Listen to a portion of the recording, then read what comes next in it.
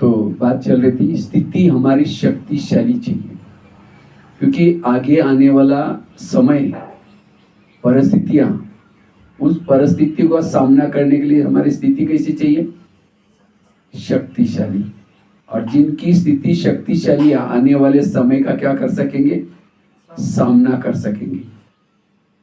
क्योंकि जो खुद रोएगा, रोने वालों की आंखों के आंसू नहीं पोंछ सकेगा। खुद रोना अर्थात ये क्यों हुआ, मेरे साथ क्यों हुआ, ऐसे कैसे हुआ, इसका मतलब उसने ज्ञान को समझा नहीं, कर्म गति को समझा नहीं। इसीलिए वर्तमान समय हमें अपनी स्थिति को क्या बनाना है? शक्तिशाली। लेकिन स्थिति को शक्तिशाली बनाने का आधार क्या है? अगर अपनी स्थिति को पावरफुल बनाना है, शक्तिशाली बनाना है, तो सबसे पहली बात है आत्मिक स्वरूप में टिकने की आवश्यकता है। क्योंकि जब हम देह के भान में आ जाते हैं, स्थिति क्या हो जाती है?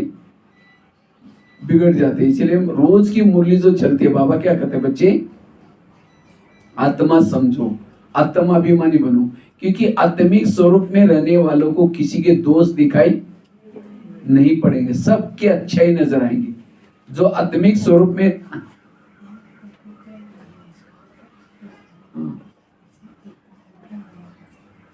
तो इसीलिए हमें इस स्वरूप में टिकने की आवश्यकता है।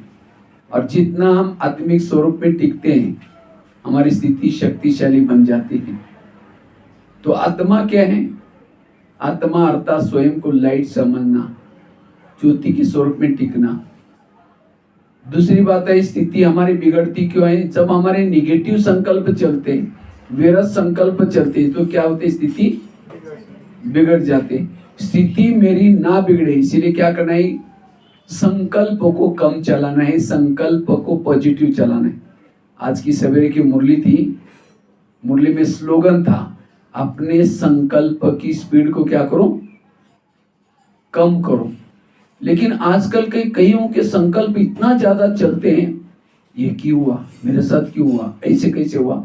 और जिनके संकल्प की स्पीड ज्यादा होती है, उनकी स्थिति क्या होती है? बिगड़ जाती है। इसलिए संकल्प, क्योंकि संकल्प जिसको विचार भी कहते हैं, जिसके विचार ज्यादा चलते हैं मन में, क्यों, क्या, कैसे, उसकी स्थिति बिगड़ गई। क्योंकि जिसके विचार ज्यादा चलते हैं, उसके पास सहन शक्ति नहीं होगी, उसके पास कोई भी गुण और शक्तियां नहीं होगी। कल भी शायद चर्चा की थी, ये विचार जब दिमाग में ज्यादा चलते हैं, उसको तनाव पैदा होता है। और तनाव को इंग्लिश में क्या बोलते हैं? टेंशन। टेन मतलब कितना? 10, और सन मतलब बच्चे। टेंशन मतलब 10 बच्चे, पहले तो 2-4 है, फिर 10 पैदा होंगे। अब किसी के 10-12 बच्चे, माँ बाप शांति से बैठेंगे। एक आएगा, पापा जी मुझे कपड़े चाहिए। अब एक को भगाओ, दूसरा कहेगा पापा जी मुझे परीक्षा की फी देनी।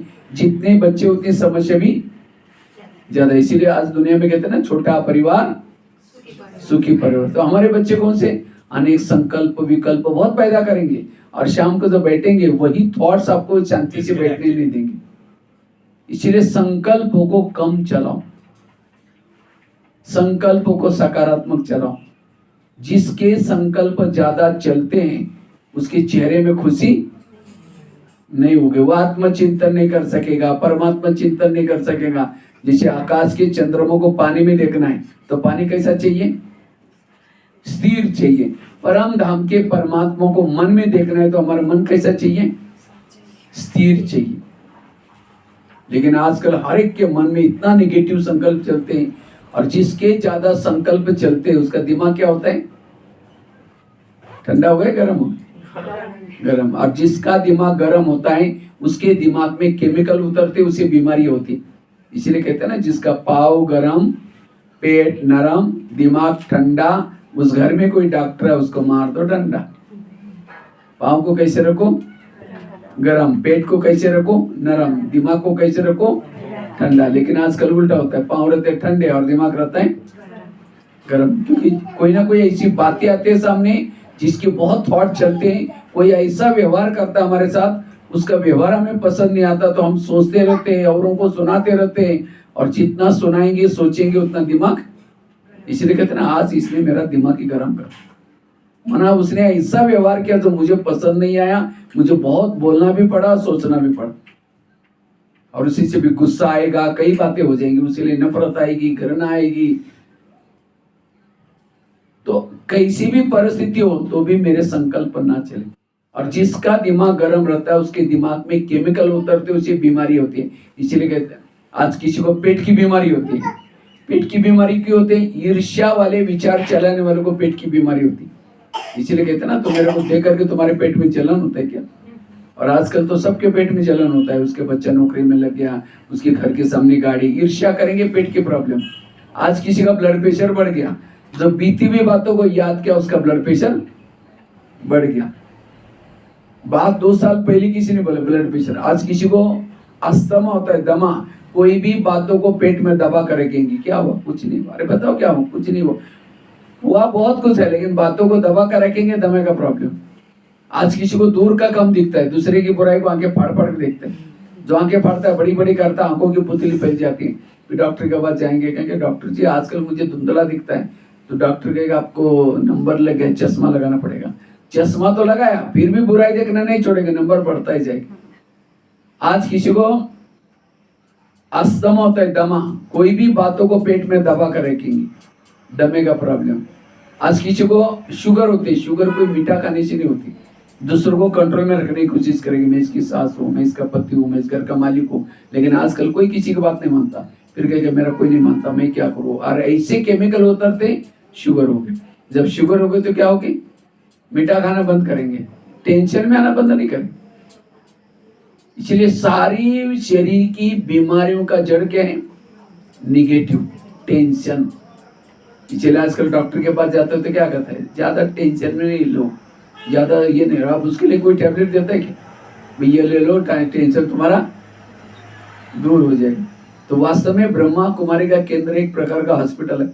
यहाँ आपको टैबलेट मिल रही, जो हुआ अच्छा हुआ, तुम्हारे कर्मों का हिसाब किताब है, ड्रामा, वाह वाह, कितने सारे टैबलेट्स। आज किसी को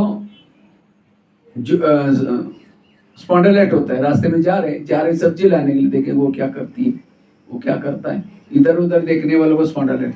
फिर डॉक्टर के पास जाएंगे, क्योंकि डॉक्टर मेरे गले में कुछ अकड़न हो रहे। तो डॉक्टर चेक करता है, कहता आपको स्पॉन्डिलाइट हुआ है, सर्वर है। और इसका इलाज करके डॉक्टर क्या करता है? एक बड़ा सा पट्टा लगाता है। जब पट्टा लगेगा 6 महीना ना इधर देखेंगे ना इधर देखेंगे, सीधा देखते चलना पड़ेगा। अगर पहले सीधा देखो तो प्रॉब्लम नहीं होगा। आज किसी को ब्रेन ट्यूमर, आजकल सबसे खतरनाक बीमारी है ब्रेन ट्यूमर, ब्रेन हेमरेज। हमारे ब्रेन में बालों से भी महीन नसें होती है। वो नसें क्या काम करते हैं? खून सप्लाई होता है, लेकिन बहुत नाजुक नसें होती है। लेकिन जब व्यक्ति तनाव में आता है, टेंशन में आता है, ज्यादा सोचता है, खून तेजी से बहना शुरू हो जाता है और वो नाजुक नसें फट जाती है और उसका कोई इलाज नहीं। इसलिए कुछ भी चला जाए, आपका शरीर चला जाए, कोई वस्तु चली जाए, लेकिन ज्यादा सोचो ही नहीं। इसलिए वर्तमान समय आज जो भी बीमारी हो रही है, सबका कारण क्या है? टेंशन। टेंशन क्यों आया? निगेटिव सोचने से, और इससे हमारी स्थिति बिगड़ गई। इसीलिए कुछ भी हो जाए टेंशन। तो मेरे अंदर निगेटिविटी है, टेंशन है, कैसा पता चलेगा? अगर कोई व्यक्ति, कोई समझो कोई सामने से आ रहा है, उसको देखते आप रास्ता बदलते, उसको देखना पसंद नहीं करते, इसका मतलब उसके लिए आपका क्या है? टेंशन है। अगर कोई आपके पति की महिमा कर रहा है, तुम्हारा तो पति अच्छा है, तेरे को क्या पता, वो तो क्या है मैं जानती हूँ।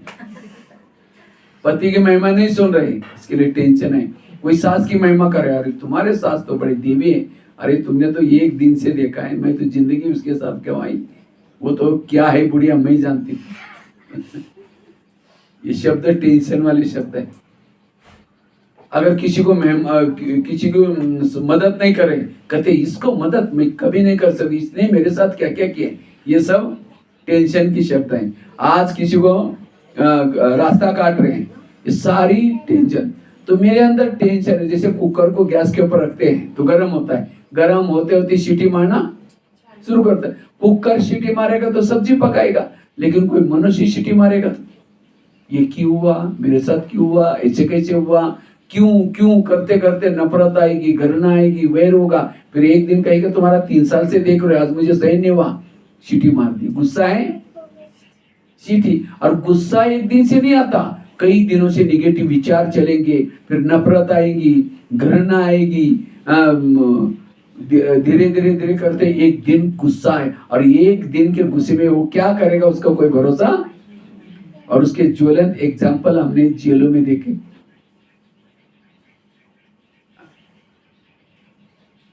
आज जेलों में जो जाने वाले कोई अनपढ़ लोग नहीं है। अभी एक जेल में गया था, 500 महिलाएं जेल में थी। तो एक महिला को मैंने उठा करके पूछा, आप जेल में क्यों गई? कहते मैं कॉलेज की प्रिंसिपल। मैंने कहा कॉलेज की प्रिंसिपल, आपने क्या किया? कहते मैं बहुत गरीबी में मेरा जन्म हुआ था, तो पैसे नहीं थे, तो भी इधर उधर जॉब करके पढ़ाई करना शुरू किया। तो उसके बाद मेहनत करके जॉब करके मैंने पढ़ाई किया, और उसके बाद मुझे नौकरी लग गई, लेक्चरर की नौकरी कर रही थी। तो उस समय फिर शादी हो गई, बच्चे होते गए, तो भी मेहनत करती रही। संस्था ने मेरी मेहनत दे करके मुझे प्रिंसिपल बनाया। जब प्रिंसिपल बन गया तो मुझे लगा कि मेरे अच्छी दिन आ गए। उसके बाद गाड़ी ली, एक दुकान, ये एक मकान बनाया, बच्चे भी बड़े होते गए, तो बच्चों की भी शादी की, बहू आ गई, उसको लगा मेरे अच्छी दिन अब आ गए। लेकिन कहा कि बहू ज्यादा पढ़ी लिखी थी, खाना पीना बनाना नहीं जानती थी, उसको लगा अभी भी नहीं आई है, बना देगी। 8 दिन हो गया, महीना हो गया, 2 महीना हो गया, साल हो गया, 2 साल। मैडम को धीरे धीरे टेंशन हो शुरू हो गया। एक दिन उसके कॉलेज में कुछ मीटिंग थी, अब मैडम थोड़ा देरी से आई, उसको लगा बहू ने कुछ तो किया होगा। अब देखा आराम से बैठे, कहा बेटा आपने कुछ किया नहीं? कहते मुझे कुछ नहीं आता। अब उसको लगता है क्या कारण सबको थोड़ी भूखी मारना है। वो खुद खाना बनाना शुरू किया, रोटियां बनाई, चावल बनाए, सब्जियां बना नहीं सब्जी बनाई, दाल बनाई, चावल बनाए, रोटियां बना रही थी ये करके। तो बहू आकर के वहाँ खड़ी रहती, कमर पर हाथ रख करके, कहते आप कॉलेज में जाते कोई बड़ी बात है क्या? वहाँ पे बेल बजाओ, आपको पानी ला कर दे, एसी में बैठो। एक तो खाना नहीं बनाया, दोबारा से इतना दिन का उसका जो टेंशन है, वही बेलन स्टील का गुस्से से फेंक के मार दिया, बहू के सिर में लगा, बहू खत्म। पुलिस वालों को पता चला, पकड़ कर लेके गई, जेल की सजा। कोर्ट ने कहा आजीवन कारावास सजा दी। उस मैडम को मैंने 2-3 क्वेश्चन पूछा, आपको गुस्सा क्यों आता? कहते उसने मुझे टोंट मारा। मैंने कहा वो कहाँ लगा? कहते भैया टोंट थोड़ी लगता है। मैंने कहा कितना लीटर खून गया? खून भी नहीं आया।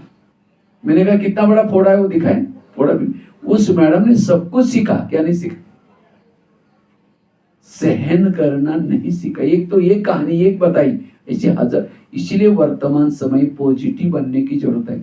जहां निगेटिविटी है वहां लक्ष्मी वास नहीं कर सकती, वहां बरकत नहीं हो सकती, पानी के मटके भी सूख जाते हैं, वहां आपस में खिटपिट रहेगी।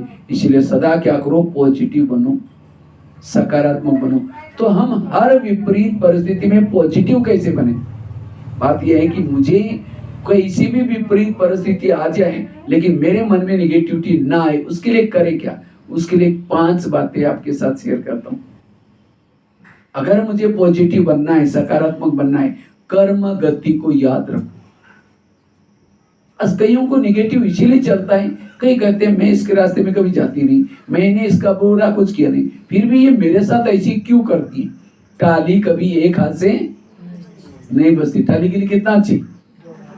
अगर मेरे साथ जो कुछ हो रहा है ये मेरे ही कोई अतीत किए हुए कर्मों का परिणाम। जिन्होंने इस कर्म गति को समझा उसको कभी भी निगेटिव चिंतन नहीं चलेगा। कईयों को लगता है भगवान हमें दुख देता है, भगवान किसी को भी दुख नहीं देता। दुख जो वर्तमान समय मेरा है, मेरे ही अतीत के हुए कर्मों का परिणाम है। इसीलिए इस कर्म गति को समझने की बहुत जरूरत है। कर्मों से शरीर बनता है, कर्मों से संबंधी मिलते हैं, सब कुछ कर्मों से। इसीलिए भजन है ना, किसके झोली में कांटे हैं तो किसके झोली में फूल। कोई कारण होगा रे, कोई कारण होगा बांटने वाले, कोई लूला है, कोई लंगड़ा है, कोई अंधा, क्यों? कर्म। इसलिए कर्म गति को जो समझता है, वर्तमान समय मेरे एक ड्रामा की बहुत बड़ी सीक्रेट बात आपको सुनाता हूं। आपके घर के जितने भी लोग हैं, चाहे बच्चे हैं, पति है, सास है, ये आपके ही कोई पिछले जन्मों के कर्मों को चुक्त करने वाले लोग हैं। कोई आपको देने के लिए, कोई आपसे। अब कोई अगर तंग करता है तो ऊपर दे सिर करके कहे कि भगवान तुमने भी आंखें बंद किया कि मेरे साथ क्या हो रहा है। समझो कोई सास है, बहू को तंग कर, बहू को तनाव टेंशन आ रहा है। कई कई तो ऐसी बहू जब सहन नहीं होती तो सुसाइड भी कर लेती। अगर सास और बहू का पिछला जन्म दिखाई जाए, आज जो बहू है पिछले जन्म इसकी सास थी, और जो सास है कौन थी, इसीलिए कहते हैं ना सास भी कभी बहू थी। इसलिए कर्म गति को समझने की जरूरत है। एक छोटा बालक था, एग्जाम्पल आपको दे रहा हूं, इस एग्जाम्पल को आपसे स्पष्ट होगा कि वर्तमान समय मेरे जीवन में विघ्न समस्या क्यों आ रही। एक छोटा बालक था, बड़े ध्यान से सुनना, इसका जवाब मैं आपको पूछूंगा। तो एक छोटा बालक था, उसकी मम्मी थी, पापा जी नहीं थे, भाई बहने कोई नहीं, अकेला बच्चा था, छोटा बच्चा था। मम्मी मजदूरी का काम करते हैं, मुंबई की घटना है। तो मम्मी मजदूरी का काम करने के लिए जाती है। एक दिन वो बच्चा भी क्या करता है, मम्मी के साथ जा रहा था। उसको रहने का भी मकान नहीं था, वो झोपड़ी में रहते थे, किसी ने दिया था जगह, वहाँ झोपड़ी बना कर रहते थे। तो जब बच्चा मम्मी के साथ जा रहा था तो अचानक क्या हो गया, वो बच्चे ने क्या देखा, एक 4 लाइन से जा रहे थे, 4 लाइन थी, जा रहे थे, बच्चे ने देखा एक सामने गुब्बारे वाला है। तो बच्चे को लगा कि मैं गुब्बारे मांग के ले लूं। तो जैसा गुब्बारे लेने के लिए बच्चा दौड़ा, माँ को लगा इसको कुछ और ना जाए, क्योंकि 4 लाइन थी। जैसी माँ दौड़ने उसको पकड़ने के लिए दौड़ी, एक कार जोर से आई, माँ खत्म। बच्चे ने पीछे मुड़कर देखा, रे मेरी मम्मी भी गई। ऊपर देख करके कहता है, भगवान आप कितने निर्दयी है, एक तो मेरे पापा को तो पहले लेके गए, अब मेरे मम्मी को भी लेके गए, और मुझे गरीब बनाया। मेरे कोई बहनें नहीं, मेरे को कोई भाई नहीं, मेरी गरीबी का कारण मेरा कोई दोस्त भी नहीं बनता। आप कितने निर्दय हैं, कितना मुझे दुख दिया। ऐसा वो क्या करता है, परमात्मा के ऊपर आरोप लगाता है। अब मम्मी थोड़ी वापिस आएगी, 4 दिन वो घर से बाहर ही नहीं निकला, अब मम्मी थोड़ी आने वाले। आखिर वो बच्चा क्या करता है, उसने 4 दिन के बाद बाहर आया। पड़ोस ने कहा कि बेटा अब तुम्हारा कोई नहीं, तुम मेरे पास आ जाओ, वहाँ मेरे पास चाय का दुकान है, तुम हेल्प करो, तुम्हारे खाने का प्रबंध हो जाएगा। तो बच्चा रोज उनके पास जाता है, पड़ोसी के पास। तो एक दिन उस बच्चे से गलती से क्या हो गया, ग्लास टूट गया। अब वो दुकान वाला इतना डांटता उस बच्चे को, कहते तेरे को अक्ल नहीं, तुम ऐसे हो ऐसे हो। तो बच्चा बड़ा नाराज हो गया, फिर वापिस आता है, कहते भगवान ये मेरे साथ क्या हो रहा है, जहां भी मैं जाता हूँ मुझे दुख ही मिलता है। एक दिन वो दुकान से आ रहा था, किसी ने कहा ये झोपड़पट्टी तुम्हारे मम्मी को दिया है जगह, या हमारे खातू खाली कर। रहने का भी प्रॉब्लम, शराबी बना टेंशन से। फिर शादी की, पत्नी आई, वो भी झगड़ालू आई। आखिर एक दिन उसने खुद का चाय का दुकान चालू किया। तो वो बच्चा क्या कर रहा था, चाय बेच रहा था। तो इतने में 10-12 लोग आए, कहा कि हमको चाय चाहिए। तो चाय दिया, चाय पी के जाने लगे। तो वो बच्चा कहता मेरा चाय का पैसा दो। जैसा पैसा मांगा, वो 10-12 लोगों ने इतनी पिटाई की इस बच्चे की, और सामान बिखर करके चले। आखिर 10 बजे उस बच्चे को होश आया, देखा मेरा सामान बिखरा हुआ है, अभी तो मैंने कैसा तो कैसा दुकान चालू किया था।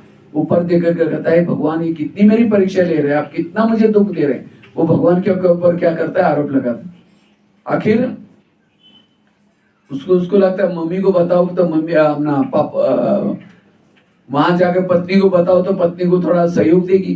पत्नी के पास गया, पत्नी को कहा मेरे साथ ऐसा ऐसा हुआ। पत्नी और ही झगड़ा करते, तुम ही ना लगे, तुमने कुछ बोला होगा, तुमने कुछ किया होगा करके और टेंशन में आ गया। रात को सो रहा था, उसकी नजर ऊपर खिड़की की तरफ गई, खिड़की से चंद्र आकाश दिखाई पड़ रहा। कहता है भगवान ये सब मेरे साथ क्या हो रहा है, अभी भी मैंने दुकान जैसा वैसा चालू किया और आप मेरे साथ ऐसा हुआ। पत्नी तो ऐसा करते करते वो सो गया। सोने के बाद उसकी रात को 3-4 बजे खिड़की से आवाज आने लगा, बेटा उठो, बेटा उठो। तो बच्चा कहता है आप कौन है, कौन है। आवाज आया, मैं तुम्हारे आत्मा तुम्हारा पिताजी हूँ। कहता है मेरा पिताजी हो तो पहले मरा हुआ है। नहीं, मैं तुम्हारे आत्मा का पिता परमात्मा। फिर कहता है अच्छा भगवान मैं आपसे बात नहीं करूंगा, आपने कितना मुझे दुख दिया। फिर आवाज आता है बेटा ये मैंने दुख नहीं दिया, ये तुम्हारे कर्मों के परिणाम है, चलो मैं तुम्हारा पिछला जन्म दिखाता हूँ। तो भगवान ने क्या किया, उस बच्चे का हाथ पकड़ करके एक महल के पास लेके गए। तो बच्चा कहता है भगवान आप मुझे पिछला जन्म दिखाने वाले थे, ये महल के पास कहाँ लाए, चलो मैं दिखाता हूँ। जैसे अंदर गए तो कुछ कैदियों को सिपाही क्या कर रहे थे, कुछ कैदियों को चाबुक से जोर जोर से मार रहे थे। तो बच्चा पूछता है भगवान ये कौन है। कहा इनको, ये सिपाही हैं, इनको राजा ने ऑर्डर किया कि इन कैदियों को पकड़ करके मारो। कहता है ये राजा को कोई दया में नहीं कहा कि राजा तो ऐसा ही है, लेकिन भगवान ने कहा ये कैदी को नहीं पता है जिस 10-12 लोगों ने तुम्हारी पिटाई की थी उनका पिछला जन्म है। फिर कहता मारना चाहिए, बड़े खराब थे। जैसे आगे गए, राजा बैठा था, मंत्री बैठे थे, मदिरा पी रहे थे, एक बच्चे से ग्लास मंगवाया था, बच्चा थोड़ा देरी से आया तो राजा को और गुस्सा आता है। गुस्सा आते हुए बच्चा क्या करता है, घबरा गया, वो ग्लास उसका क्या होता है, टूट गया और डांटता है। तो बच्चा पूछता है, जो भगवान ने लाया था उसको साथ में कर्म को दिखाने के लिए, तो बच्चा पूछता है भगवान ये राजा इसको क्यों डांट रहे हैं। कहता राजा का स्वभाव ही ऐसा है, लेकिन ये बच्चा को नहीं पता है जिस चाय वाले ने तुमको डांटा था उसका पिछला जन्म है। फिर कहता डांटना चाहिए, बड़ा खराब था। जैसे आगे गए, एक अंडरग्राउंड में एक व्यक्ति बैठा था, कपड़े फटे थे, सामने खाना पड़ा था, बेड़िया डाली थी हाथ में पाँव में, बांधा था उसको चेन से, अंडरग्राउंड में रखा था। तो बच्चा पूछता है भगवान ये कौन है। कहा कि राजा का बड़ा भाई है। कहता राजा ने अपने बड़े भाई के साथ ऐसा किया। कहा कि ये बड़ा भाई इसका राजा बनने वाला था, लेकिन खुर्ची के चक्कर में उसने क्या किया, इसको देशद्रोही बनाया और बंधक बना करके अंदर अंडरग्राउंड में रखा हुआ, जनता को भी पता नहीं है कहाँ गया भाई, और खुद राजा बना है। लेकिन भगवान ने कहा ये कौन है पता है, तुम्हारे पत्नी का पिछला जन्म है। इसका मतलब राजा कौन था, जो बच्चा पिछले जन्म में क्या था, राजा था। राजा बनकर के उसने क्या किया, कैदियों को मरवाने की ऑर्डर की। वही कैदी क्या बन के आए, चाय पीने के बहाने आए और अपना हिसाब चुकत कर दिया। और जो बच्चा था जिसको डांटा था, वही बच्चों को डांटा था, वही बच्चा चाय वाला बन करके आया और अपना हिसाब चुकत किया। और भाई के साथ ऐसा व्यवहार किया, वही भाई क्या पत्नी के रूप में आकर के रोज झगड़ा करता। इतना ही नहीं, भगवान ने कहा तुमने राजा बन करके अनेक झोपड़ियों को आग लगाई थी, इसीलिए तुम्हें रहने का मकान नहीं है। इतना ही नहीं, तुमने कई बच्चों को मरवाया था, इसीलिए तुम्हारे बहने भाई कोई नहीं है। तो उस बच्चे के जीवन में जो प्रॉब्लम आई, क्या भगवान ने दिया, उसने ऐसा कर्म किया। ये क्यों सुनाया, आज हमारे जीवन में जो प्रॉब्लम्स आ रहे, कोई हमको तंग कर रहा है, कोई परेशान कर रहा है, कोई, ये सब हमारे ही कोई ना कोई कर्मों का। इसीलिए लोगों से नहीं डरो, भगवान से कभी ना डरो। अगर डरना है तो किसे डरो, गलत कर्मों से जरूर डरना। ये कर्मों का ज्ञान न होने के कारण आज हमें कहता है कि भगवान तुमने भी आंखें बंद किया है कि मेरे साथ क्या हो रहा होता है। इसलिए इस कर्म गति को समझने वालों को कभी भी टेंशन नहीं आएगा, कभी भी मन में निगेटिव विचार नहीं चलेंगे। इसलिए इस कर्म गति का ज्ञान होना बड़ा जरूरी है। ये कर्म गति का ज्ञान कहां से मिलता है, मुरलियों के माध्यम से। एक एक ईश्वरीय महावाक्य मुरली। अब समझो कोई गवर्नमेंट स्कूल में टीचर है, पीरियड चल रहे हैं और ये आराम से ऑफिस में बैठे गप्पे लगाते हुए, और बच्चे फेल हो गए और उसे पैसा पे तो मिल रहा है, क्या उस पैसे की शांति मिलेगी उसको। हर इंसान को अपने कर्म अच्छे करने, हर इंसान को अपने, इसलिए कहते हैं ना पसीने की कमाई खाओ। इसलिए हर एक को अपना कर्तव्य अच्छा करना है, अन्यथा उस कर्मों का परिणाम गलत निकलेगा, उसे खुशी भी नहीं होगी। एक प्रैक्टिकल घटना आप लोगों के साथ शेयर करता हूं। बच्चे क्या, उसको इधर बिठा दो है,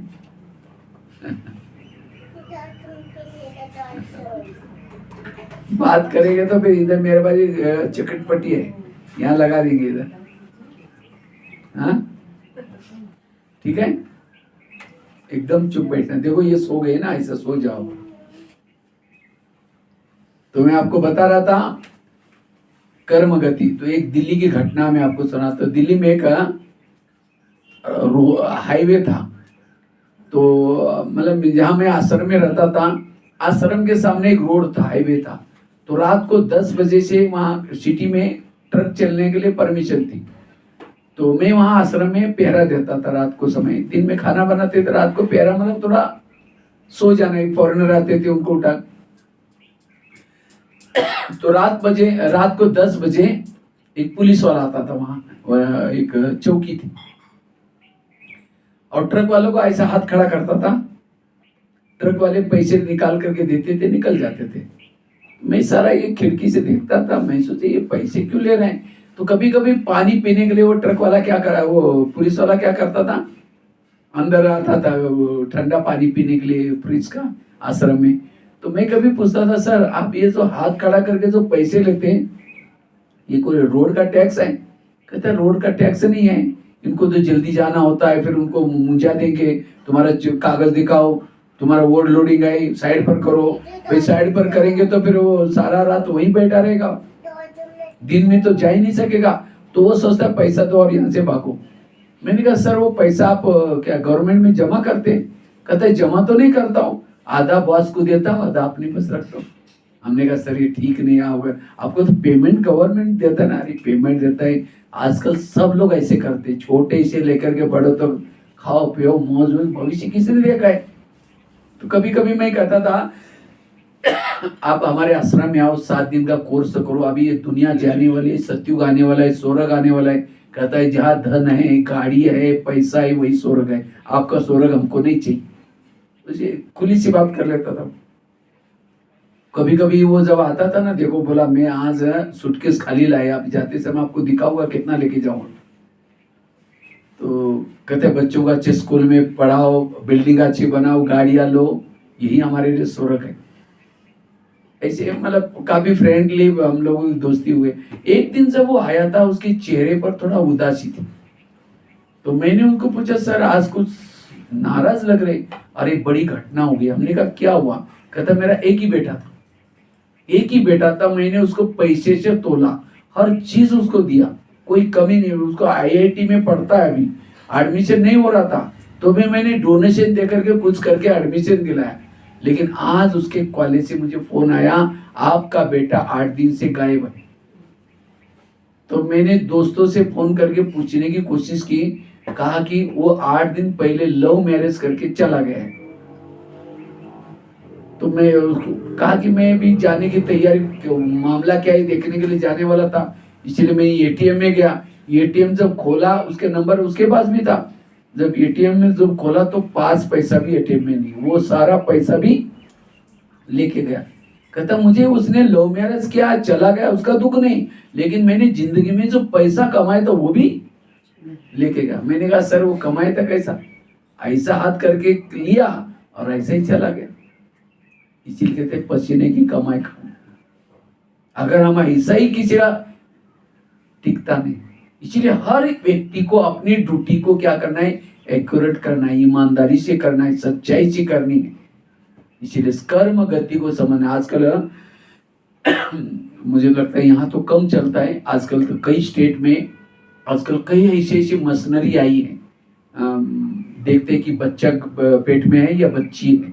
और आजकल तो बच्ची को कम पसंद करते हैं, अभ्यास देना पड़ेगा, पढ़ाना पड़ेगा। बच्चों को जब बेटों को ज्यादा पसंद करते हैं, और वो चेक करते हैं, और उसके लिए पैसा भी देना पड़ता है उनको, डॉक्टर को, नर्सेस को। और वो ओपन नहीं करते, छिपा छिपा करके करते, और उसके लिए पैसा देते। उसमें कौन मिला है? नर्स भी मिली, डॉक्टर भी मिला है, मम्मी भी मिले, पापा जी भी मिले। और वो गर्भपात करके क्या करते, उसको कचरे में फेंक देते। लेकिन उसमें आत्मा आई थी, वो आत्मा तो कचरे में कुत्ता ने खाया, वो आत्मा तो पहले निकल गई। अगर उसको कचरे में डाला तो वही आत्मा अगले जन्म में उस माँ को, बाप को, डॉक्टर को, नर्स को ऐसा काट करके कचरे में फेंक देते।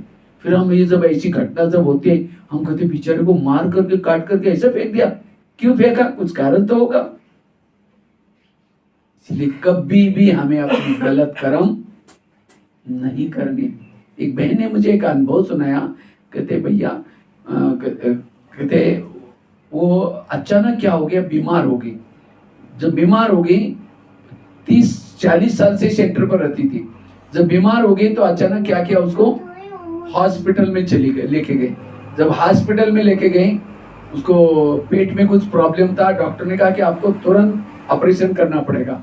तो आप ऑपरेशन थिएटर में लेके गए। जब तक उसका ऑपरेशन हो रहा था, तैयारी कर रहे थे, तब तक वो बाबा से कहते बाबा मुझे आप कौन से कर्मों का फल दे रहे? मैंने आपकी इतनी सेवा की, इतना ये किया। ऐसे करते करते वो अचानक ट्रांस में चली गई। जब ट्रांस में गई तो बाबा ने उसको बुला करके पूछा, तुम पूछ रहे थे ना मुझे कौन से कर्मों का फल दे रहे, चलो मैं दिखाता हूँ। तो उसको बाबा ने क्या किया, पिछले जन्म में लेके गए। पिछले जन्म में वो भाई था। ये भाई बहन भाई भाई ये 3 या 4 साल के 4 जन्म के बाद जरूर बनते हैं, क्योंकि जो बहनों के शरीर में आत्मा है, अगर भाई के शरीर का आकर्षण है अगले जन्म में भाई बनता है, और ये 3-4 जन्मों के बाद हो ही जाता है। जब वो भाई था, उसकी भारत में जन्म था, पुलिस वाले की नौकरी थी, और उस समय भारत में अंग्रेज शासन था। तो उनको ऑर्डर मिली थी कि पुलिस वालों को अगर कोई भी अंग्रेज किसी को तंग करता है उसको गोली मारो। तो पुलिस वाला क्या करता है, गोली मारता है। गोली उस अंग्रेज को नहीं लगी, पीछे एक माताजी घास काट रही थी बगीचे में, वो गोली उसको लग गई और उसमें इतना दर्द होने लगा, इतना।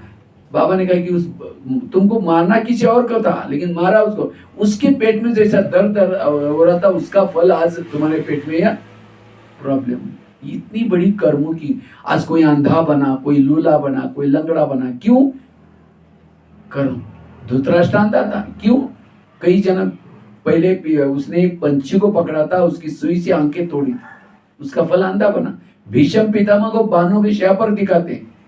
भीष्म पितामह कहीं जा रहे थे, एक सांप रास्ता क्रॉस कर रहा था, उसको लगा मर ना जाए, रथ को रोका। उसके बाद तीर थे, तीर से सांप को उठाया, बाजू में फेंका, लेकिन कहाँ गिर गया वो नहीं देखा। साइड को जब फेंक दिया तो बबूल के कांटों का बाढ़ था, सांप जोर से उसके ऊपर गिरा, नीचे से कांटे चुभ गए, तड़प तड़प करके सूख करके वही मरा। उसकी सजा करके भीष्म पितामह को बाणों के शय पर दिखाती।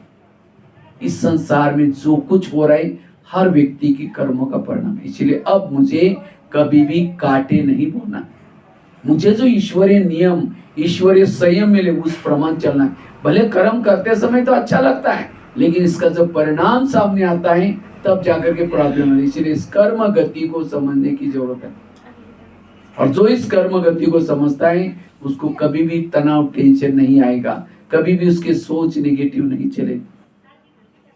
इसलिए कहा हमारे पास कोई देने के लिए है, कोई हमारे से लेने के लिए है, और जो जिसने इस लेने देने को समझा उसका मन चुप रहेगा। और ये बातें आगे चल करके बहुत आएगी। हर एक को जब तक कर्मों के हिसाब चुकता नहीं करेंगे कोई भी वापिस जा नहीं सकता। कर्मों के हिसाब चुकता करने के 3 तरीके, एक है मेडिटेशन, योग लगा करके चुकता करो। दूसरा तरीका है सहन करके चुकता करो, वो भी नहीं तो आने वाले विनाश के समय सजा। कौन सी? जो विनाश होगा कोई साधारण बात नहीं, उसके लिए कितना मैं जब कहाँ गया था, भुज में, कच्छ भुज में, गुजरात में भूकंप हुआ था, तो एक जगह पर मैंने देखा 4 मंजिल वाली बिल्डिंग जैसे की वैसी नीचे धस गई थी, और नीचे अंडरग्राउंड में कुछ लोग चिल्ला रहे थे, कोई है ऊपर, कोई है, हमको बचाओ, कोई है। अब इतना सारा मलबा उठाए कौन? और एक ही घर नहीं, सारे घर गिरे हुए। कोई है, तो हम जब भी जाते थे वो आवाज आता था, कोई है। कितना बड़ा, आखिर 8 दिन तक आवाज आती गई, धीरे धीरे धीरे आवाज। कितनी बड़ी सजा है।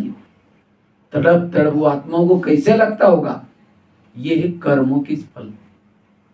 इसलिए जिसके कर्म अच्छे, चाहे प्रकृति की भूकंप हो, चाहे विनाश हो जाए, उसमें उस आत्मा को कोई भी, वो आत्मा तुरंत शरीर से निकल जाएगी। इसलिए उस सजाओं से बचने के लिए अब हमें पुण्य कर्मों को बढ़ाने की जरूरत है। इसलिए कहा कोई देने के लिए, कोई हमारे से लेने के लिए। एक माता जी थी, उसके 2 जुड़वे बच्चे थे, दोनों जुड़वे थे। तो माता जी पोछा लगा रही थी, उस बच्चों को पालने में रखा था। तो बच्चे खेलते खेलते क्या हो गया, एक दूसरे के तरफ मुंह हो गया। जब एक दूसरे के तरफ मुंह हो गया, एक बच्चा दूसरे को कहता है तुम इस घर में क्यों आया? तो वो कहता है कि मैं 1/2 किलो तेल लेने के लिए आया हूं। क्या बोलता है? 1/2 किलो तेल लेने के लिए। तो दूसरा कहता है तुम क्यों आया? कहता है मैं 3 तोला सोना देने के लिए आया। तो माँ जब ये पोछा लगाते समय सुनते हैं, उनको लगता है बच्चे क्या बड़बड़ कर रहे हैं। तो उसको लगता है दोनों एक जैसे हैं, अब तेल कौन लेगा, सोना कौन देगा? तो दोनों बच्चों को 1/2 किलो तेल लगा करके, नहला करके सुलाया। उनको वही क्यों याद आया अंतिम समय जिस आत्मा को जो याद आता वह जन्म होता है, याद रखना। अंतिम समय जिस आत्मा को जो याद आता वह जन्म होता है। समझो किसी ने समझो किसी ने पैसा नहीं दिया, बहुत पैसा लेके गया लेकिन दिया नहीं, तो उस आत्मा को क्या याद आता है? उस व्यक्ति ने मेरा पैसा नहीं दिया, उस व्यक्ति ने मेरा पैसा नहीं, तो वही उसके पास बच्चे के रूप में, धोते के रूप में, पोते के रूप में जन्म लेगा। वो बीमार पड़ेगा, कुछ करेगा, कुछ करके सारा पैसा चला जाएगा। और उस व्यक्ति को क्या कितना दुख होगा, उसको पता ही नहीं कि मेरा बेटा बीमार क्यों पड़ रहा है, सारा पैसा और वो चला जाता है। इतनी बड़ी गए, इसीलिए किसी के साथ भी हिसाब नहीं बनाओ। अब समझो कोई सास है, आजकल दहेज लाने के लिए कितना तंग करती है, और कभी कभी तंग करते उसको केरोसिन डाल के भी जला लेते। अब वो शरीर तो जल गया, आत्मा तो वही बहु अगले जन्म में उसकी सास बनकर के उसको भी जला लेती। इसलिए किसी को भी बाबा कहते हैं बच्चे दुख देंगे तो दुखी होकर के मरना पड़ेगा। इसलिए कभी भी हमें किसी को भी दुख नहीं देना है। तो वो बता रहा था मैं, तो माँ ने क्या किया, उस बच्चों को दोनों को पाव किलो तेल लगा करके नहला करके सुलाई, तो एक बच्चा उसमें से खत्म हो गया। फिर कहते अच्छा ये बच्चा क्या करेगा, सोना देगा। फिर उसको याद आता ये भी मर जाएगा, नहीं नहीं मुझे कोई ऐसा भाषना हो गया, ऐसे कोई नहीं है। वो भूलने की कोशिश की। वो बच्चा पढ़ाई में इतना होशियार था गरीब, झोपड़ी में रहता था, लेकिन पूरा शहर में फर्स्ट नंबर था उसका। तो वहां का एक राजा रहता था, राजा को लगता है गरीब का बच्चा इतना अच्छा होशियार है, क्यों ना हम उसका सम्मान करें। 10वीं में बोर्ड में फर्स्ट नंबर लिया, तो राजा ने क्या किया, सम्मान करने के लिए सीधा स्कूल से उस बच्चे को दरबार में बुलाया। दरबार में बुला करके उसको क्या क्या सम्मान किया। सम्मान के खातिर एक माला पहना दी, उसके बाद में उसके सिर पर एक मुकुट पहना दिया, और मुकुट के अंदर 3 सोने के पत्ते लगाए, तो एक किताब दिया। तो उस बच्चे को लगा मेरा सम्मान किसके कारण हुआ, मेरे मम्मी के कारण। अगर मम्मी को दिखाऊंगा मम्मी कितनी खुश हो जाएगी। तो वो ऐसा पहन करके, हार पहन करके, ताज पहन करके, किताबें, बच्चा दौड़ दौड़ करके मम्मी के पास जाता है। और वो घर उसका छोटा था, झोपड़ी थी, और झोपड़ी में झुक के जाना पड़ता था। लेकिन उसी दिन उतना उस बच्चे को खुशी थी, कब मैं माँ को दिखाऊं। जब जो चौकट थी, चौकट में कील लगाया था, कोई बांधने के हिसाब से लगाया हुआ कील।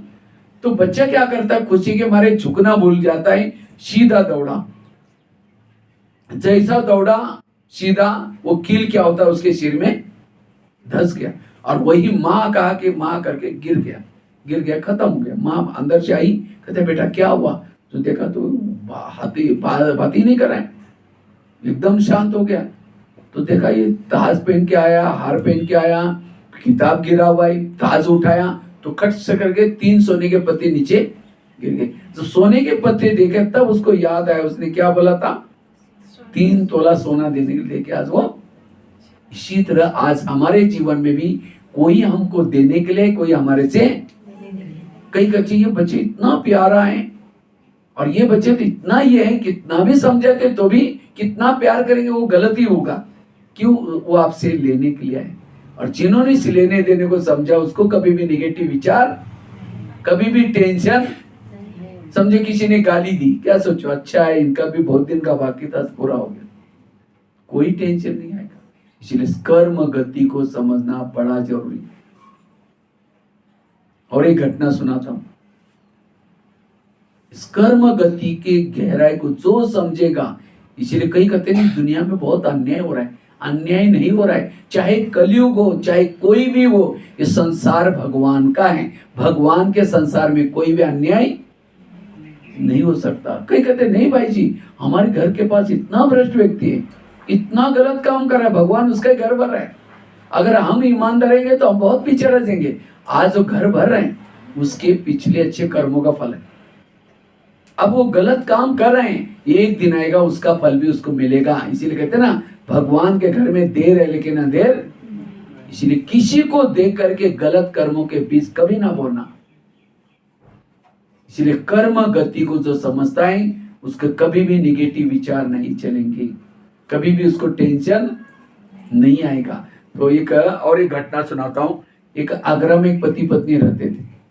बहुत गरीब थे, झूपड़पट्टी में रहते थे। उनके पास एक मेहमान आया, वैसा वो मेहमान आया था दिल्ली में खरीदारी करने के हिसाब से, लेकिन जब वो दिल्ली में आया तो दुकान बंद थी। उस व्यापारी को लगता है बैठे बैठे मैं क्या करूं, मैंने कभी आगरा गया नहीं, देखा नहीं, चलो मैं आगरा घूम के आता हूँ। व्यापारी गया, सारा दिन आगरा देखा, लेकिन रात को सोने का प्रॉब्लम हो गया। जिस होटल में जाता था, जहां भी जाता था, सब कहते भाई हमारे होटल बुक है। अब उसको लगता है रात को कहाँ सो जाओ, बैग में करोड़ रुपए पड़े, अगर कहीं बस स्टैंड पर सो जाओ बैग चोरी हो जाएगी, स्टेशन पर सो जाओ तो भी चोरी। अचानक उसको याद आया मेरे गरीब पति पत्नी, चलो उनके बजाता हूँ। रिक्शा करके गया, खाना खाया, बातें की, सब कुछ की। सोने से पहले उसने अपनी बैग खोली, कपड़े बदलने थे, तो गरीब की पत्नी की नजर बैग में गई, देखा 10-50 के, 100 के, 500 के बहुत सारे बंडल है। उसको लगता है अगर एक दो बंडल हमारे पास मिल जाए तो हमारी गरीबी क्या हो जाएगी, दूर हो जाएगी। रात भर नींद नहीं आई, 12-1 बजे बाहर गई, बड़ा सा पत्थर लाया, क्योंकि उसकी बैग कहाँ थी, सिरानी थी, और पत्थर ला करके सीधा उसके सिर में मार दे। उसका तो मर्डर हो गया। पति की नींद खुली, पति कहता ये क्या हो गया, आवाज क्या हो गया, कहता अब हमारी गरीबी दूर होगी। कहा ये बात किसी पुलिस वालों को पता चलेगा, लोगों को पता चलेगा, हमें जेल की सजा होगी। कहा कि किसी को पता नहीं चलने देंगे। अब इस व्यापारी को हम जमुना नदी में डाल देते। रात को 2 बजे बोरी में डाला, पीछे जमुना नदी, तो उसके अंदर डाल करके वापस आए। घर में खून लगा था, रातों रात उन्होंने खून के दाग मिटाए। उन्होंने खून के दाग तो मिटाए, लेकिन कर्मों में पड़े हुए दाग को कोई मिटा नहीं सकता। इसलिए भजन है ना, कर्म का लेखा मिटे न रे भाई, लाख करे कोई चतुराई। उन्होंने उसी पैसे से प्लॉट लिया, मकान बनाया, दुकान खोला, गहने बनाई, गाड़ी। उनकी गरीबी दूर हो गई, लेकिन उनको कोई बच्चे नहीं थे, दोनों ही थे। उस साल के बाद एक बच्चा हो गया, और एक ही बच्चा था, खिलाया पिलाया, उसको कलेक्टर बनना जितना पढ़ाया, लेकिन अचानक से बच्चों को टाइफाइड हो गया। तो उनको लगता है इस बच्चे को कुछ ना हो जाए, अभी कलेक्टर बनने वाला है। बड़े हॉस्पिटल में इलाज किया, बहुत खर्चा हुआ, बनाए थे सोने के गहने बेचे, बच्चे को बड़े से हॉस्पिटल में इलाज किया, बच्चा ठीक नहीं हुआ। गाड़ी बेची, डॉक्टर की फी दी, तो भी बच्चा ठीक नहीं हुआ। दुकान चालू किया था, उसको भी बंद किया, तो भी बच्चा ठीक नहीं हुआ। उन्होंने जो मकान बनाया था उसको भी बेच दिया। उनको लगता है बच्चा ठीक हो जाएगा, दोबारा मकान ले लेंगे, झोपड़पट्टी में चले गए। तो एक दिन वो बच्चा कहता है पापा जी अपने को तो मिला तो पैसा खत्म हो गया, मैं जा रहा हूँ। बच्चा चला गया। वो बच्चा कौन था, हाँ? जिस व्यापारी को मारा था उसी की आत्मा। ये है ऊपर वाले का डंडा, ये है कर्मों की कोई गति। और आज इसका ज्ञान नहीं है, इसीलिए आज लोगों को टेंशन आ रहे, कोई शराब पी रहे, कोई गुस्से से किसी को मार रहे। इसीलिए बाबा कहते बच्चे इस कर्म गति को समझ करके चलो। और जिसको ये कर्म गति का ज्ञान है, कभी भी टेंशन तनाव नहीं आएगा, कभी भी अशांति नहीं होगी। इसलिए अगर जीवन में सुखी बनाना चाहते हैं, इस कर्म गति को समझ करके चलो, और भविष्य के लिए कभी काटे नहीं बोना।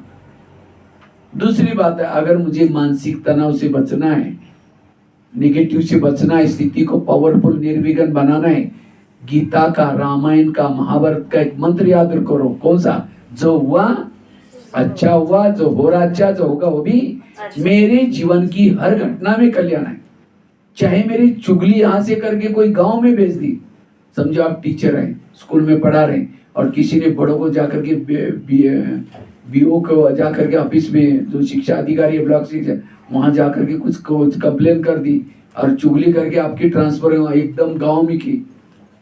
बच्चों का रहने का प्रॉब्लम, खाने का प्रॉब्लम, जाने का प्रॉब्लम, ये सब जिसने चुगली को उसको देखते क्या लगेगा, इसके कारण मेरा ये हो गया, इसको कितना नहीं। लेकिन जो पॉजिटिव होगा वो क्या सोचेगा, जो हुआ अच्छा है, मैं वहां जाऊंगा तो वहां बड़ा गांव का लाइफ देखूंगा, इतना अच्छा आनंद आएगा। पॉजिटिव, जो पॉजिटिव रहेगा रेत में भी पानी निकाल सकता। इसलिए कभी भी नेगेटिव, मेरे साथ जो कुछ हो रहा है उसमें सब कल्याण है। जो नेगेटिव बन के जाता है वो काम भी ठीक नहीं करेगा, बड़ों की दुआई भी नहीं लेगा, और जो पॉजिटिव होगा उसकी और ही जाएगा, अच्छा काम करेगा, उसका और ही स्टेटस वो बढ़ता ही जाएगा, पद ऊंचाई होता रहेगा। इसीलिए जीवन में पक्का करना है कि मेरे जीवन में जो कुछ हो रहा है इसके पीछे कल्याण है। एक रामायण की घटना सुनाता हूँ। राम राजा बनने वाला था, लेकिन रात में आकर के मंत्रा ने कई को 2-4 उल्टी बातें सुनाई। तुम्हारा बेटा भी तो है, तो बेटे को छोड़ करके राम को राजा बना रहे। और ये बातें सुन करके राम को राजा बनाने के बजाय कहाँ भेजा, वनवा में भेजा, सीता गई, लक्ष्मण गया, तीनों भी घर से चले गए। वियोग के कारण दशरथ ने प्राण त्यागा। खाने का प्रॉब्लम, सोने का प्रॉब्लम, घास में सोए, ये सब किसके कारण हुआ? मंत्रा के कारण। तो मंत्रा को जो भी देखेगा उसकी भावना अच्छी चली कि बुरी चली? मैं खुद जब रामायण देखता था, मंत्रा काला सा ड्रेस पहन करके बुढ़िया बन के आते, मैं कहता था इस बुढ़िया को बहुत, उसको नहीं देखना। लेकिन एक दिन मैंने जब सोचा तब पता चला मंत्रा ने राम के साथ जो किया वो, अगर रात में उनके घर में ना आती, राम क्या बनने वाला था? राजा। राजा बनता तो जंगल में नहीं जाता, जंगल में नहीं जाता सीता की चोरी ना होती, अगर सीता की चोरी ना होती रावण को ना मारता, रावण को ना मारता, राम की महिमा कोई नहीं गाता। तो राम की महिमा किसके कारण? मंत्र के कारण। इसी तरह हर एक के घर में, पास में, ऑफिस में, हर जगह पर कोई ना कोई भगवान ने एक दो मंत्र रखी, और वही आज हमारे स्थिति बिगड़ने का कारण, टेंशन का कारण, दुखों का कारण समझो, वही मंत्र है। इतना रामायण महाभारत पढ़ा तो भी दुखी है। रामायण हमें यही सिखाता है, तुम्हारे जीवन में जो हो रहा है, अगर राम के जीवन में मंत्रा ना आती, ना हनुमान मिलता, ना अंगद, ना ऋषि, ना मुनि, कोई नहीं मिलते। किसके कारण मिले? मंत्र के कारण। आज हमें बाबा मिला, दैवी परिवार मिला, दीदी दादियां मिली, किसके कारण? आज तक की मंत्रों के कारण। इसलिए कभी एकांत में बैठ करके आज रात को सोते समय क्या करो, आज तक जिन्होंने तंग किया उन सबको धन्यवाद दो। आप लोगों ने हमें तंग किया, हमारा बहुत अच्छा हुआ, लेकिन फिर 5000 साल के बाद तंग करने के लिए जरूर आना। ये है दुआई देने का तरीका। इसको कहेंगे शुभ चिंतक। कहीं आता है ना शुभ चिंतक बनो, कहीं कहेंगे इसको कैसे शुभ भावना दे, इसने मेरे साथ क्या क्या किया, अगर वो ना करता तो हम ये कैसे आते। तो आपके जीवन में जो कुछ हो रहे हैं, कई बार जब मैं जेल में जाता हूँ, जब कैदियों को लेक्चर करता हूँ, कैदियों के चेहरे इतने टेंशन में, इतना तनाव में, दुखी, चेहरे में कोई हंसी नहीं। मैं लगता हूँ, मुझे लगता है शायद मैं सुना रहा हूँ या अंदर जा रहा है या नहीं जा रहा है, टेंशन में है। तो कभी कभी मैं उनको एक बात सुनाता हूँ, देखो भाई, परमात्मा हमारा पिता है, पिता कभी भी बच्चे का बुरा, जानवर का पिता भी नहीं करता है, तो मनुष्य आत्माओं का पिता है। हो सकता है 2019, 20, 21, 22 आपके लिए बाहर बड़ा खतरा था, इसीलिए भगवान ने वहां से उठा करके यहाँ रखा, बड़ी बड़ी दीवार बांधी और बड़ा सा गेट लगाया, सिक्योरिटी गार्ड रखे, ताकि यमराज में अंदर घुस करके तुम्हारा कुछ बिगाड़ ना सके। इसीलिए उस ऊपर वाले को धन्यवाद दो। जब ये सुनते तो इतनी तालियां बजाते, उनके चेहरे खुशी से देख करके मुझे बड़ा अच्छा लगता। यह है गम को भूलने का तरीका। तो मेरे जीवन में आज नहीं तो कई बार उन बीती बातों को भूलते हैं नहीं, इसलिए जो हुआ अच्छा हुआ, जो हो रहा अच्छा, जो होगा वो भी। अगर राम जी के जीवन में मंत्रा ना आती, ना हनुमान, ना अंगद, इसीलिए उस पति का धन्यवाद जिसने झगड़ा किया, बोला, इसके कारण यहाँ आए, यहाँ देख कर कितना अच्छा परिवार मिला, कितना अच्छा ज्ञान मिला। इसलिए आज तक की जो भी बीती बातें सब दिमाग से निकाल दो, दिमाग को हल्का बना दो, पॉजिटिव बना दो। ये कचरे वाली बातें आपको ऊपर योग करने नहीं देती, सुख में रहने नहीं देती, वाइब्रेशन नेगेटिव फैलेगा। इसलिए जो हुआ अच्छा हुआ। राम जब वनवास से आता है, सारे लोग उसका स्वागत करने के लिए आए थे, लेकिन मंत्रा और कैकेयी थी नहीं। तो सभी को पूछा मंत्रा और कैकेयी माँ क्यों नहीं आए? सबको छोड़ करके उनके पास चला गया, कहा कि माँ आप मेरा स्वागत करने के लिए क्यों नहीं आए? कहते बेटा हम कैसे आए, हमने तो तेरे को वनवास में भेजा था, दुखी बनाया था। तो राम क्या कहता है, नहीं माँ, मैं आपके कारण पुरुषोत्तम राम, भगवान राम, विजय राम बन के आया हूँ। ये नहीं कहा कि तुम तो बुढ़ी है ना, तुमने मेरी चुगली का तो थप्पड़ नहीं लगा। तो इतना रामायण हमें सिखाता है, जो हुआ अच्छा हुआ, जो हो रहा है। इसलिए किसी ने मेरा बुरा किया, उसमें भी मेरा कल्याण है। लेकिन कल्याण कब होगा? जब आप चुप रहेंगे, जब सोचेंगे तो अकल्याण हो जाएगा। इसीलिए मेरा काम है प्रभु का चिंतन करना, प्रभु का काम है भक्तों के जीवन में, बच्चों के जीवन में जो समस्या है उसका समाधान करना। इसलिए इस मंत्र को सदा याद रखना, जो हुआ अच्छा हुआ। एक बार की बात है, एक भगत था। वो भगत क्या करता है, रोज एक मूर्ति की पूजा करता है। तो पूजा करते समय एक दिन वो भगत क्या करता है, मूर्ति को कहता है भगवान आप खड़े खड़े थक नहीं गए? कहता मैं आपका काम करता हूं। भगत क्या बोलता है? मैं एक दिन भगवान बनने का चांस दो, मैं आपका काम करता हूं। तो भगवान ने, मूर्ति ने कहा, भगत जी भगवान बनना कोई साधारण बात नहीं, उसके लिए चुप रहना पड़ता है, शांत रहना पड़ता है, क्योंकि मूर्ति को कोई गहने में उतारता है, थप्पड़ तो नहीं मारते मूर्ति। तो भी क्या करता है, मुस्कुरा करके उसको अजर। तो नहीं नहीं, मुझे एक दिन चांस दो। बहुत बार बार बोलने लगा। तो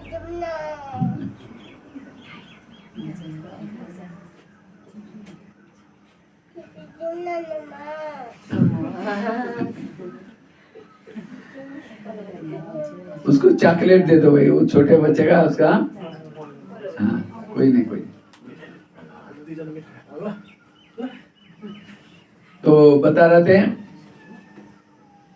तो क्या करता है वो बहुत रिक्वेस्ट करता है। तो भगवान ने कहा ठीक है, लेकिन मेरे एक शर्त है, जैसा मैं चुप रहता हूं तुम्हें भी क्या करना पड़ेगा, चुप रहना, कुछ भी हो जाए, क्योंकि संसार में जो हो रहा है सब अच्छा हो रहा है, इसलिए मैं चुप रहता हूं। तो वो प्रतिज्ञा करता है, आगे हाथ करके कहता है चाहे कुछ भी हो जाए मैं चुप रहूंगा, कुछ नहीं बोलूंगा। तो इतने में क्या हो गया, वो भगत क्या बन जाता है, मूर्ति बन गया।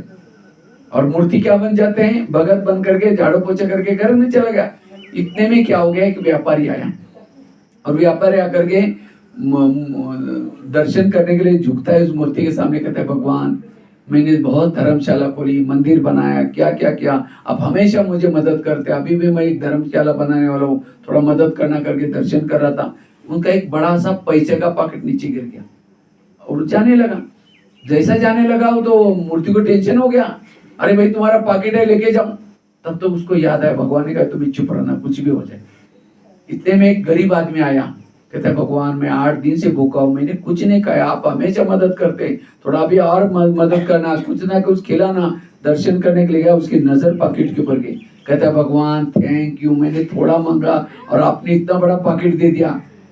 वो मूर्ति को टेंशन हो गया, अरे मैंने तो तेरे को दिया नहीं, तुम चोरी करके लेके जा रहे हैं।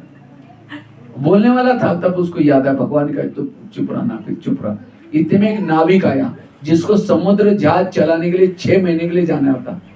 कहता है भगवान मैं जा रहा हूँ, मेरे बच्चों का ध्यान रखना, परिवार का ध्यान रखना, अकेले छोड़ के जा रहा हूँ, 6 महीना मुझे जाना है, थोड़ा आंधी तूफान से बचाना। दर्शन करने के लिए जा गया, सिर नीचे किया, तब तक पुलिस वाले आए। वो क्योंकि व्यापारी लेके आया था, सो मेरा बहुत पैसा गुम हो गया और यहाँ ही गुम हो गया, मेरे बाद यही आया। तो पुलिस वालों ने उसके हाथ में बेड़ियां डाली, थाने में खींचने लगे। तो मूर्ति को टेंशन हो गया, ये क्या हो रहा है। अब चोरी तो कोई और लेके गया और पकड़ करके किसी को, ये तो बड़ा अन्याय है। भगवान ने कहा तुम्हें चुप रहना है और मुझे जिम्मेदारी भी दी है, भगवान बना के बिठा है, ये तो बड़ा अन्याय। भगवान होते तो बोल देता, तो बोल दिया मैं भगवान बोल रहा हूँ, ये निर्दोष है, कोई गरीब आदमी चोरी करके गया, उसको ढूंढो। तो पुलिस वाले इधर उधर देखते हैं तो कोई है ही नहीं। उनको लगता है बोला कौन ये, उनको लगता है भगवान ने आकाशवाणी की, कोई बात नहीं, भगवान तो झूठ नहीं बोलेगा, छोड़ दिया, तुम भाग्यशाली है, भगवान ने बचा करके छोड़ के चले गए। तो शाम को भगवान आया, कहा कि भाई कैसा रहा। तो वो भगत कहता है भगवान आप ही भगवान बनना, मैं एक दिन में इतना टेंशन में आया, आप हमेशा ऐसे चुप कैसे रहते हैं। लेकिन तो भी बोला, आपने बोला था कि चुप रहना, लेकिन मैंने आज अच्छा काम किया, आप होते तो भी बोल देते। और तो भगवान ने कहा हुआ क्या। कहता एक व्यापारी आया था, उसका पैसा गिर गया था, मैं बोलने वाला था लेकिन आपने कहा इसलिए मैं चुप रहा। इतने में गरीब आदमी है, वही उठा के लेके गया और कहता है भगवान थैंक यू करके मैं दिया करके, मैंने दिया ही नहीं, वो चोरी करके लेके गया और मेरे को थैंक यू बोलता है। लेकिन इतने में बेचारा एक रोजी रोटी कमाने के लिए जाने वाला था, एक नाविक, पुलिस वाले उसको पकड़ करके जेल में डाल रहे थे।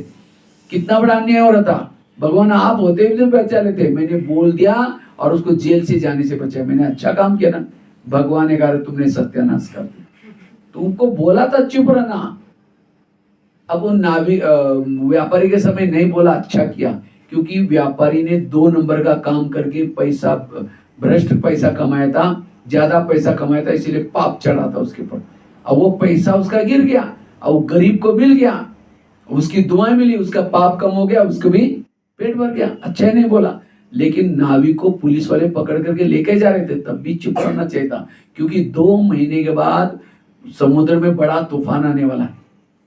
अब तुमने छोड़ दिया, वो गया तो है, लेकिन अभी जिंदा नहीं रहने वाला है। तो कौन सा अच्छा काम किया? अगर जेल में रहता तो ठीक रहता। इसका मतलब भगवान जो करता है आगे पीछे की सोच के करता है, और मनुष्य जो सोचता है वर्तमान को देख के सोचता है। इसलिए मेरे जीवन में जो कुछ हो रहा है, अगर ये मेरा भगवान ने परिस्थिति दी है, इसमें कल्याण है, सोचो नहीं। अगर सोचेंगे कल्याण हो जाएगा। इसलिए मन को चुप रखना, कभी भी निगेटिव। इसलिए इस मंत्र को पक्का करना, जो हुआ अच्छा हुआ, जो हो रहा अच्छा, जो होगा वो भी। तो कितनी बातें हो गई? 2 बातें। पहली बात कौन सी बताई? कर्म